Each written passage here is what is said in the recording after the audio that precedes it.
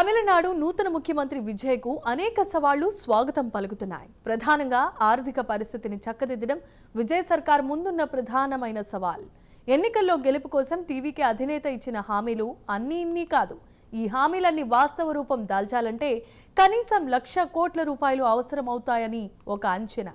అంతేకాదు ప్రభుత్వ ఏర్పాటులో తమకు మద్దతు ఇచ్చిన ఇతర పార్టీల ప్రాధాన్యతలను కూడా విజయ్ సర్కార్ పరిగణలోనికి తీసుకోవాల్సి ఉంటుంది.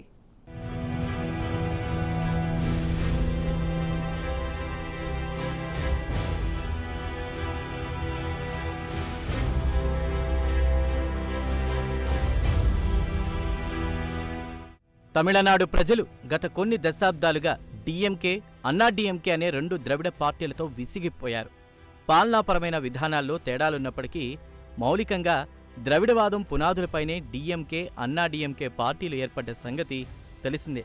ఈ నేపథ్యంలో తమిళనాడు రాజకీయ యువనికపై 2 సంవత్సరాల క్రిందట ఆవిర్భవించిన తమిళగ వెట్రి కళగం పార్టీకి ప్రజలు జైకొట్టారు.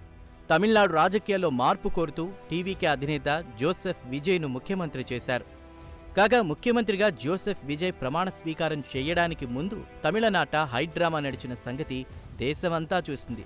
ప్రభుత్వం ఏర్పాటు చేయడానికి అవసరమైన సంఖ్యాబలానికి టీవీకే పార్టీ చేరుకోలేకపోయింది. దీంతో సంఖ్యాబలం కూడగట్టుకోవడానికి టీవీకే పార్టీ అధినేత విజయ్ పడ్డ కష్టాలు అన్నీ కావు. ఈ నేపథ్యంలో ప్రభుత్వ ఏర్పాటుకు తోడ్పాటు అందించినటువంటి ఇతర పార్టీల ఒత్తిళ్లను తట్టుకుంటూ టీవీకే పార్టీ తనదైన అజెండా అమలు చేయడం ముఖ్యమంత్రి విజయ్ ముందున్న ప్రధాన సవాలుగా మారింది.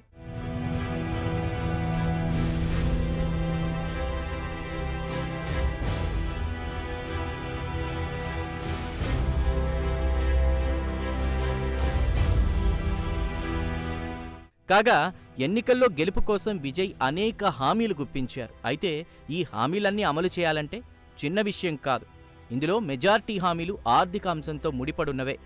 వీటిని అమలు చేయాలంటే దాదాపు 1,00,000 కోట్ల రూపాయలు ఖర్చవుతాయన్నది ఆర్థిక నిపుణుల అంచనా. ఇదిలా ఉంటే సంక్షేమ పథకాల అమలు కోసమే రాష్ట్ర ఆదాయంలో దాదాపు 30% ఖర్చు పెట్టాల్సి ఉంటుంది.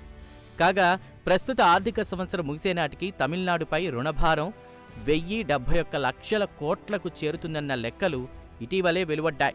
ఈ నేపథ్యంలో ఆర్థిక వృద్ధికి ఊతమిచ్చే మౌలిక వస్తువులకు అవసరమైన సొమ్ములు సేకరించడం అంత తేలికైన విషయం కాదు.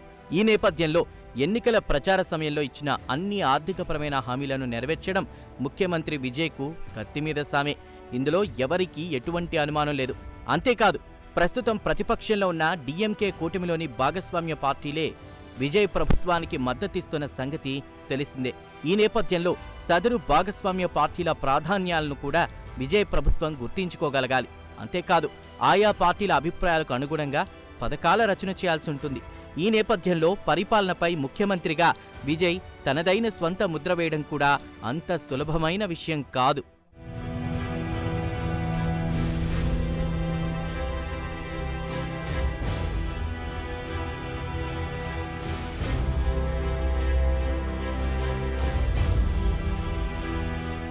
కాగా తమిళనాడు ఇప్పటికే పారిశ్రామికంగా అభివృద్ధి చెందిన రాష్ట్రం. అంతేకాదు కొంతకాలంగా తమిళనాడులో ఎటువంటి రాజకీయ అస్థిరత కూడా లేదు. దీంతో తమిళనాడులో పెట్టుబడులు పెట్టడానికి పారిశ్రామికవేత్తలు ఆసక్తి చూపారు. అయితే ఎటువంటి పరిస్థితుల్లో అయినా రాజకీయ అస్థిరత అంటూ ఏర్పడితే తమిళనాడుకొచ్చే పెట్టుబడులకు బ్రేక్ పడుతుంది. అదే జరిగితే తమిళనాడులో పారిశ్రామికాభివృద్ధి కుంటుపడుతుంది. అంతేకాదు ఈ ప్రభావం అంతిమంగా ఉద్యోగాల కల్పనపై కూడా పడే ప్రమాదం లేకపోలేదంటున్నారు నిపుణులు. కాగా ఉద్యోగాల కల్పనపై ప్రతికూల ప్రభావం పడితే తమకు అండగా నిలిచిన యువత విజయ్ సర్కార్కు దూరమయ్యే పెను ప్రమాదం కూడా లేకపోలేదు. అయితే అటువంటి పరిస్థితి తలెత్తకుండా చూసుకోవాల్సినటువంటి బాధ్యత ముఖ్యమంత్రి విజయ్పై ఉంది. కాగా సంకీర్ణ సర్కార్లో ఇటువంటి కత్తిమీద సాములాంటి పనులు మామూలే. కాగా వీటన్నిటినీ ఒడుపుగా నెగ్గుకొస్తూ సమర్థుడైన పాలనాధ్యక్షుడిగా విజయ్ తనను తాను నిరూపించుకోవాలి.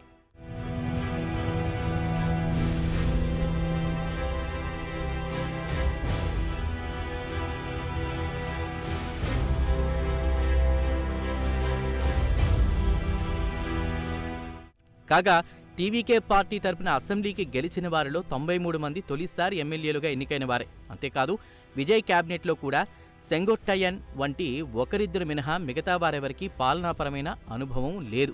దీనికి తోడు ద్రవిడ రాజకీయాల్లో కాకలు తీరని స్టాలిన్, పళనిస్వామిలను ఎదుర్కొంటూ సుస్థిర పాలన అందించడం విజయ్కు కత్తిమీద సామే. ఇదిలా ఉంటే హీరోగా అనేక సినిమాల్లో విభిన్న పాత్రల్లో మెప్పించిన జోసెఫ్ విజయ్ ముఖ్యమంత్రిగా ఏ మేరకు రాణించగలరో అని యావత్ భారతదేశం ఆసక్తిగా ఎదురుచూస్తోంది.